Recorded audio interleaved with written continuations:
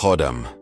Kalau kita lihat dari kacamata ulama sufi besar seperti Syekh Abdul Qadir Al-Jailani, istilah khodam badan itu bisa dipahami dalam dua sisi. 1. Khodam secara hakikat. Dalam tasawuf, khodam yang disebut dalam badan sebenarnya adalah hawa nafsu, sifat dan lintasan hati yang bisa menguasai tubuh. Syekh Abdul Qadir menekankan bahwa manusia punya pasukan dalam dirinya. Nafsu yang selalu mengajak kepada keburukan. Qalb, hati, yang bisa condong ke cahaya atau gelap. Ruh, jiwa yang murni dari Allah. Akal yang bisa menimbang benar salah. Kalau nafsu dibiarkan, ia menjadi seperti khodam jahat dalam badan. Kalau hati terhubung dengan zikir, maka cahaya malaikat yang menjadi penolongnya. 2. Khodam secara amalan, spiritual. Dalam sebagian amalan memang dikenal khodam ayat atau asma yang bisa hadir di tubuh. Tapi Syekh Abdul Qadir selalu mengingatkan untuk tidak bergantung pada khodam, karena itu bisa menjerumuskan pada istidraj, tipu daya. Beliau berkata, jangan engkau sibuk dengan karamah atau khodam, sibuklah dengan Allah, karena dialah yang menguasai segala sesuatu. Jadi mengucapkan salam kepada khodam, Assalamualaikum khodamul minal badani. Itu bentuk adab, menyapa khodam agar tunduk dan tidak mengganggu. Tapi hakikatnya, yang memberi keselamatan tetap Allah.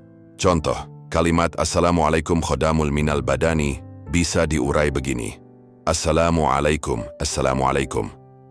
Keselamatan ketenangan atas kalian. Khodam, khadim, pelayan penjaga atau khadam, makhluk halus yang membantu tunduk. Minal badani, minal badan, dari badan tubuh. Jadi artinya kira-kira keselamatan atasmu, wahai khadam yang berada dalam tubuh. Biasanya kalimat seperti ini muncul dalam tradisi doa, ruqyah, atau amalan tertentu ketika seseorang menyapa atau menundukkan khodam, makhluk halus yang diyakini tinggal dalam tubuh manusia. Kalimat ini lebih ke konteks spiritual esoteris, bukan doa syar'i yang umum. Dalam ajaran para wali atau ahli ruqyah, kadang kalimat salam digunakan sebagai bentuk adab saat mengusir atau berdialog dengan khodam yang ada dalam badan seseorang. 3. Cara sufi menghadapinya. Syekh Abdul Qadir mengajarkan, banyak membaca la ilaha illallah hingga nafsu dan jin yang bersemayam dalam badan lari. Membaca ayat kursi dan Al-Fatihah dengan niat perlindungan. Zikir Allah belaat Allah dengan hati untuk memenuhi tubuh dengan cahaya ilahi. Jadi bro, kalau ada istilah salam ke khodam badan, itu hanya bahasa perantara. Hakikatnya, yang menguasai tubuh dan ruh kita hanya Allah, bukan khodam. Kalau menurut jalur Syekh Abdul Qadir Al-Jailani, khodam itu ada dua macam. 1. Khodam cahaya, malaikat dan nur zikir yang datang karena ketaatan. 2. Khodam gelap, jin hawa nafsu atau lintasan syahwat yang menundukkan tubuh manusia. Syekh Abdul Qadir tidak pernah mengajarkan untuk menguasai khodam demi kepentingan, tapi menundukkan khodam, jin nafsu, dengan cara membersihkan hati dan memenuhi tubuh dengan zikir Allah. Prinsip Syekh Abdul Qadir Al-Jailani, jangan bicara atau minta pada khodam. Beliau selalu bilang, kalau engkau melihat jin, malaikat atau cahaya datang kepadamu, jangan engkau berpaling padanya. Tetaplah kepada Allah karena itu semua ujian. Tundukkan khodam dengan zikir. Khodam tidak tahan dengan kalimat tauhid dan asma Allah. Gunakan doa syar'i.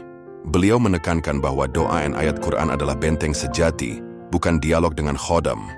Doa dan zikir ala Syekh Abdul Qadir untuk menundukkan khodam. 1. Kalimat tauhid dibaca dengan penuh kekuatan hati. La ilaha illallahul malikul haqqul mubinu. La ilaha illallah al-malik al-haq al-mubin. Tiada Tuhan selain Allah, Raja yang nyata lagi benar. Zikir ini biasa beliau pakai untuk memukul nafsu dan jin khodam. 2. Ayat kursi, Al-Baqarah 255. Dibaca 3 tua teklak tiup ke seluruh tubuh orang yang diganggu khodam. 3. Doa tundukkan khodam ala gaya beliau. Allahumma kharna kulli khodamin wa kulli jinniyin wa kulli nafsin biqudratika wa azhamatika wa aj'alna laka dhakirin wa laka khashiin wa laka mukhlisin. La ilaha illa anta subhanaka inni kuntu minaz zalimin. Artinya, ya Allah, tundukkan setiap khodam, setiap jin, dan setiap nafsu dengan kekuasaan dan keagunganmu. Jadikan kami orang-orang yang berzikir kepadamu, tunduk kepadamu, dan ikhlas untukmu. Tiada Tuhan selain engkau. Maha suci engkau, sungguh aku termasuk orang yang zalim. Jadi bro, Syekh Abdul Qadir Al-Jailani mengajarkan bahwa khodam ditundukkan bukan dengan dialog, tapi dengan doa dan zikir yang menggetarkan tubuh dengan nur Allah. Kalau hati penuh tauhid, khodam apa pun jadi lemah. Terima kasih orang-orang baik yang follow, subscribe, like, komen, dan share. Semoga diberi kemudahan dalam segala urusannya, dilimpahkan rezeki yang berlipat-lipat ganda dan kesehatan, berserta diberi rahmat wal taufik hidayahnya. Al-Fatihah. Cakrawala 7 Official.